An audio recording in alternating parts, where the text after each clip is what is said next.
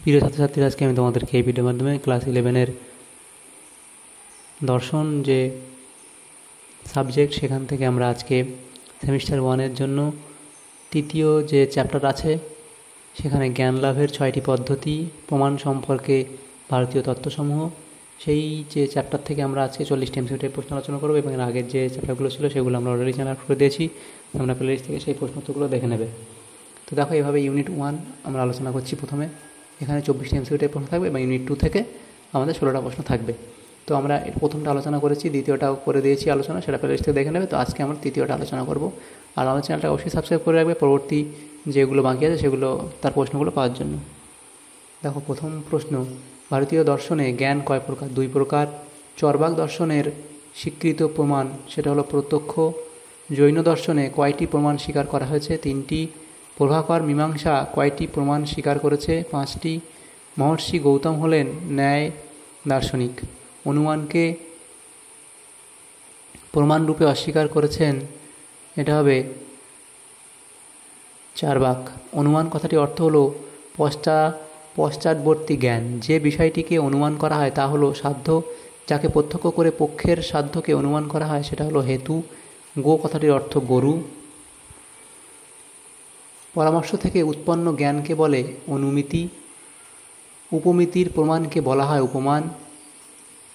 বৈশেষিকগণ উপমানকে কোন প্রমাণের অন্তর্গত বলেছেন? এটা হবে অনুমান। শব্দ প্রমাণকে আর কোন নামে জানা যায়? সেটা হলো আগম। শব্দকে শ্রেষ্ঠ প্রমাণ বলে উল্লেখ করেছেন মীমাংসা। লৌকিক বাক্য হলো সাধারণ মানুষের উচ্চারিত বাক্য। শব্দের অর্থ হলো শব্দার্থ। শক্তি হলো এক প্রকার সামর্থ্য।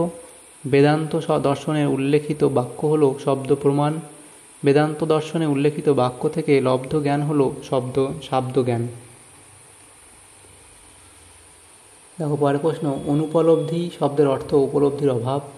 সত্য জ্ঞানের অপর নাম হলো যথার্থ জ্ঞান। ভারতীয় দর্শনে ড্যাশ প্রমাণ স্বীকৃত? 6টি প্রমাণ স্বীকৃত। মহর্ষি গৌতম ড্যাশ গ্রন্থ রচনা করেন? ন্যায়সূত্র গ্রন্থ রচনা করেন। নেক্সট প্রশ্ন, অনুমান একটি ড্যাশ জ্ঞান, সেটা হলো পরোক্ষ জ্ঞান। পদ হলো একটি বিশেষ সম্পন্ন, সেটা হলো শক্তি সম্পন্ন।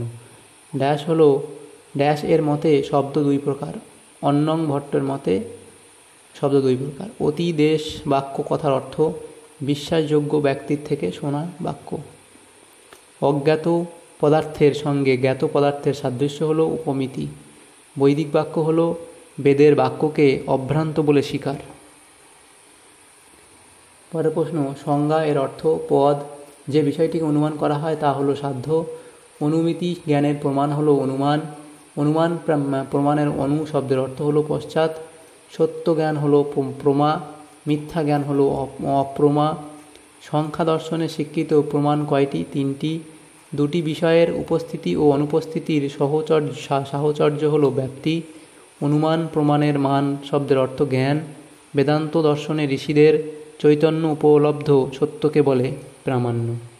তাহলে এখানে আমরা আজকে এই যে 40টা প্রশ্ন আলোচনা করলাম, যদি তোমাদের এই প্রশ্নগুলো তোমাদের উপকার এসে থাকে, এই ভিডিওটা অবশ্যই একটা লাইক করবে। Thanks for watching.